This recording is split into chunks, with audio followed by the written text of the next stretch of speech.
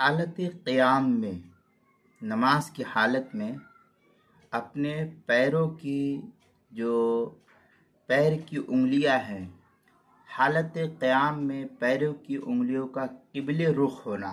जैसे ये समझिए कि आपका पैर है, तो ये आपके पैर की उंगलियां बिल्कुल सीध किबले की तरफ होनी चाहिए। ये नहीं बाज़ लोग जब खड़े होते हैं तो पैर इस तरीके से टेढ़ा होता है, तो या पैर जो है इस तरीके से, नहीं तो फिर बाज़ लोग जो है एकदम से मिला देते हैं। तो ऐसा भी नहीं होना चाहिए, बल्कि इस तरीके से 4 उंगल का कम से कम फासला हो और किबले की तरफ अपनी उंगली होनी चाहिए। जो लोग बाज़ लोग खड़े होते हैं तो इस तरीके से या ऐसे खड़े होते हैं, तो ये ठीक नहीं है।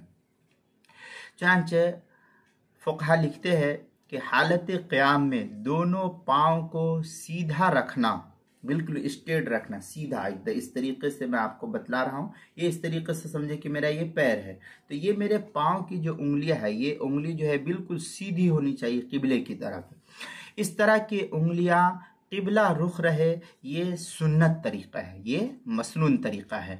और इसके खिलाफ जो लोग पैर की उंगली तो रखते हैं, पैर को सीधा तो नहीं रखते, इस तरीके से टेढ़ा करके खड़े होते हैं, तो ये खिलाफ सुन्नत है, ये मकरूह फ़ुक़हा ने लिखा है। इसलिए अगर कोई आदमी नमाज पढ़ने के लिए खड़ा होता है तो बावकार तरीके से और किबले की तरफ होकर के अपने पैर की उंगलियों को किबले की तरफ रखे, ये मसनून तरीका है।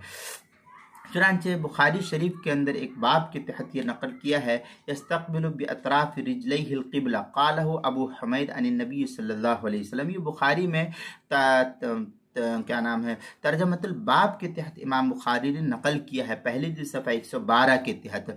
फतावा शामी में है, वमिनहा आई मिन सुननिस सलात तौजीह असाबिया रिजलैहि इलल क़िबला। इस तरीके की इबारत फतावा शामी बाबु सिफ़तिस सला मतलब फ़ी इतालतिर रुकू इलिल जाई के तहत, जो ज़करिया बुगडी देवबंद का हिंदी नुस्खा उसकी दूसरी जिल्द सफ़ा 211 और कराची का जो छपा हुआ नुस्खा उसकी पहली जिल्द सफ़ा 504 पर इसको नकल किया है। फतावा हिंद में है, वयकरहु अन यहरिफ़ असाबिअ यदैहि और रिजलैहि अनिल क़िबला फ़ी सुजूद वगैरह।